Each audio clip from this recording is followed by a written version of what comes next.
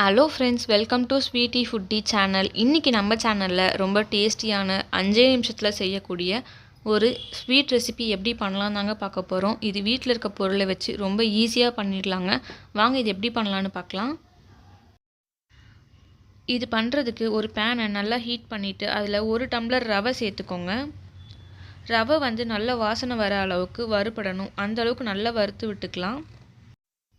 இந்த sweet recipe வெறும் ரவையை வச்சு ரொம்ப ஈஸியாக பண்ணிடலாங்க. இதே மாதிரி நிறைய வீட்டில் இருக்க பொருட்களை வச்சு செய்யக்கூடிய ஸ்நாக்ஸ் ஐட்டம் எல்லாமே நம்ம சேனலில் வீடியோவாக அப்லோட் பண்ணியிருக்கேன். கண்டிப்பாக அது எல்லாத்தையும் வாட்ச் பண்ணுங்கள் ஃப்ரெண்ட்ஸ். இப்போது ரவை நல்லா வறுபட்டுருச்சு. இதில் நான் 2 டம்ளர் பால் சேர்த்துக்கிறேங்க. 1 டம்ளர் ரவைக்கு 2 டம்ளர் பால் ஆட் பண்ணிவிட்டு நல்லா மிக்ஸ் பண்ணி விடுங்க. இந்த பால்லேயே ரவை நல்லா வேகணும். லோ ஃப்ளேம்லேயே வச்சு நல்லா மிக்ஸ் பண்ணி விட்டுக்கோங்க ஃப்ரெண்ட்ஸ்.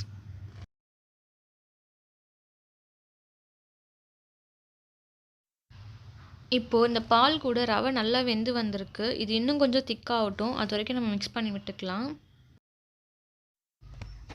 இப்போது இந்த ரவை நல்லா வெந்து வந்திருக்கு. இந்த ஸ்டேஜில் இதை வேறு பாத்திரத்தில் மாற்றி வச்சுக்கலாம் ஃப்ரெண்ட்ஸ்.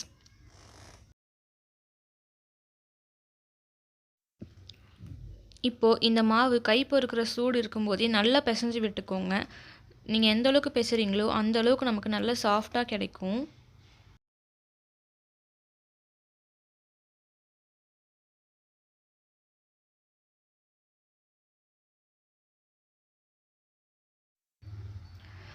இப்போ பார்த்தீங்கன்னா இந்த அளவுக்கு நல்லா பிசைஞ்சு எடுத்துக்கோங்க. இப்போ மாவு நல்லா சாஃப்டாக இருக்குது பார்த்தீங்களா?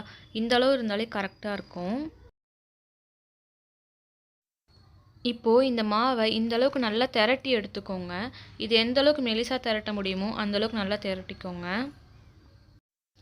இது நல்லா சப்பாத்தி மாவு திரட்டுவோம் இல்லையா? அந்த அளவுக்கு நல்லா மெலிசாக திரட்டிக்கோங்க.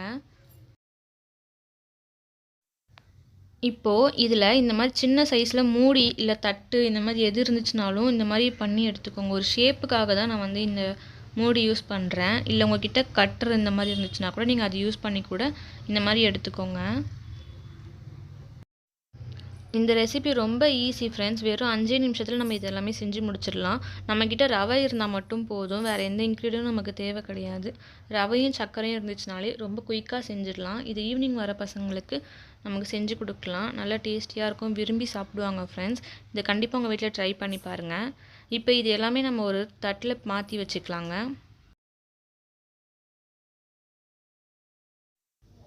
இப்போது சர்க்கரை பாகு ரெடி பண்ணிக்கலாம். இதுக்கு ஒரு கடாயில் நான் 1 டம்ளர் அளவுக்கு சர்க்கரை ஆட் பண்ணிக்கிறேன்.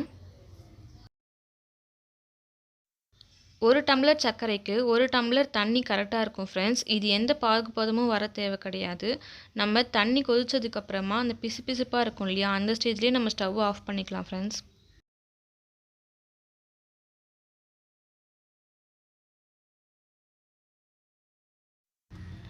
இப்போது இது நல்லா கொதி வந்துருச்சு. இந்த ஸ்டேஜில் நம்ம ஸ்டவ் ஆஃப் பண்ணிக்கலாம். அதுக்கு முன்னாடி நீங்கள் அதை தொட்டு பாருங்கள். அப்போவே உங்களுக்கு பிசுபிசுப்பாக ஃபீல் ஆகும்.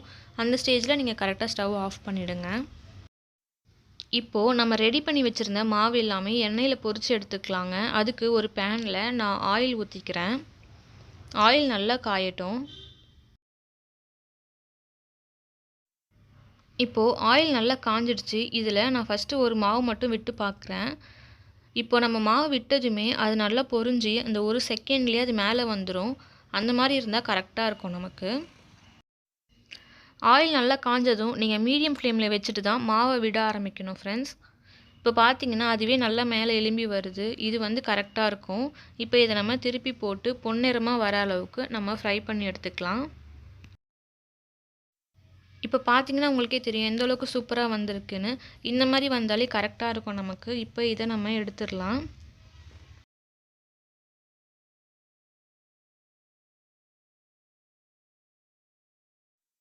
இதே மாதிரி நம்ம மற்ற எல்லாமே பொரித்து எடுத்துக்கலாம் ஃப்ரெண்ட்ஸ். இப்போ நான் 4 கிட்ட விட்டுருக்கேன்.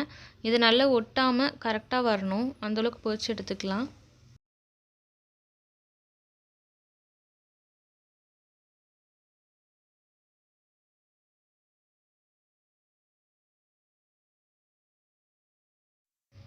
இப்போது நம்ம பொரிச்சு எடுக்கிறத சூடாகவே ஜீராவில் மிக்ஸ் பண்ணிக்கலாம். அப்போ தான் நமக்கு அந்த ஜீரா சீக்கிரமாக ஊறி நல்லா ஜூஸியாக கிடைக்கும் நமக்கு. இப்போ சூடாக இருக்கும் போதே நான் ஆட் பண்ணி வச்சுட்டேன். இப்போ இது ஒரு 1 ஹவர்லேருந்து 1½ ஹவர்ஸ் வரைக்கும் நல்லா ஊறட்டும். அப்போ தான் நமக்கு நல்லா ஜூஸியாக கிடைக்கும். இது நீங்கள் ஒரு 3 ஹவர்ஸ் கூட நல்லா ஊற வைக்கலாம். இப்போ பார்த்தீங்கன்னா நம்மளோட ஸ்வீட் ரெசிபி சூப்பராக ரெடி ஆயிடுச்சு ஃப்ரெண்ட்ஸ். இதை கண்டிப்பாக உங்கள் வீட்டில் ட்ரை பண்ணி பாருங்கள். ஒரு 5 மினிட்ஸ்லேயே நம்ம ஈஸியாக செஞ்சிடலாம். இதை ட்ரை பண்ணி பார்த்துட்டு எப்படி இருந்துச்சுன்னு கமெண்ட் பாக்ஸில் கமெண்ட் பண்ணுங்கள். இந்த வீடியோ உங்களுக்கு பிடிச்சிருந்துச்சுன்னா லைக் பண்ணி, ஷேர் பண்ணி, சப்ஸ்கிரைப் பண்ணிக்கோங்க. கூடவே அந்த பெல் ஐக்கானையும் கிளிக் பண்ணி வச்சுக்கோங்க. தேங்க்யூ ஃபார் வாட்சிங்.